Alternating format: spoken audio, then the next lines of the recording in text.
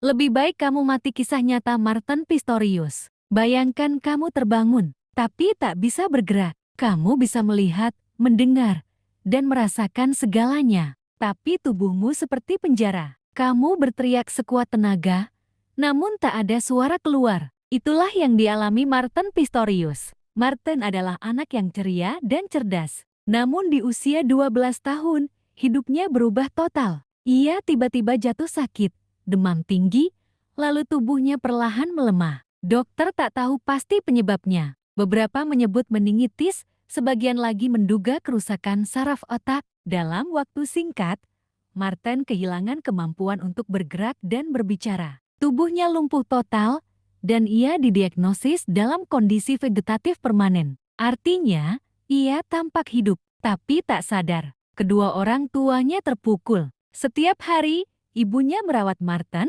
menyuapi, memandikan, menidurkannya. Namun tahun demi tahun berlalu tanpa perubahan, hingga harapan mulai berubah menjadi kelelahan. Suatu hari, setelah 12 tahun merawat anak yang tak juga sadar, ibunya berbisik pelan di samping tempat tidur Martin. "Aku harap kamu mati saja." Ia tidak tahu bahwa Martin mendengar setiap kata itu, karena sebenarnya Martin sudah sadar sejak usia 14 tahun. Ia bisa mendengar, melihat, dan berpikir, tapi tubuhnya tak bisa bergerak, bahkan untuk sekadar mengedip. Bayangkan, menjadi tahanan di tubuh sendiri, menyaksikan dunia berjalan tanpa bisa ikut berbicara. Namun suatu hari, seorang terapis melihat sesuatu yang aneh. Tatapan mata Martin tampak mengikuti objek, seolah mengerti. Dari situlah, perlahan-lahan dunia tahu bahwa Martin sadar sepenuhnya. Melalui teknologi komputer, ia akhirnya bisa berkomunikasi.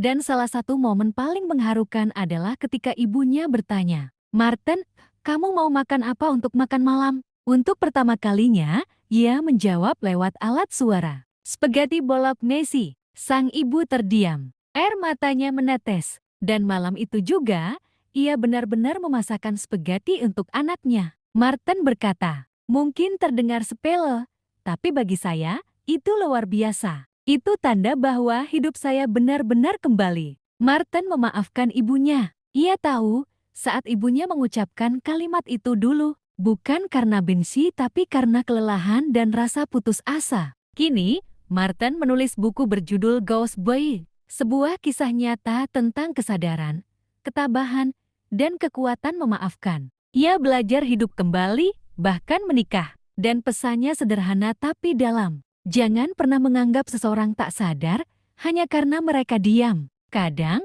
mereka hanya menunggu dunia untuk mendengarkan. Pesan moral. Kadang, kelelahan membuat cinta terlihat seperti kebencian. Tapi di balik itu, selalu ada hati yang masih berjuang dengan caranya sendiri.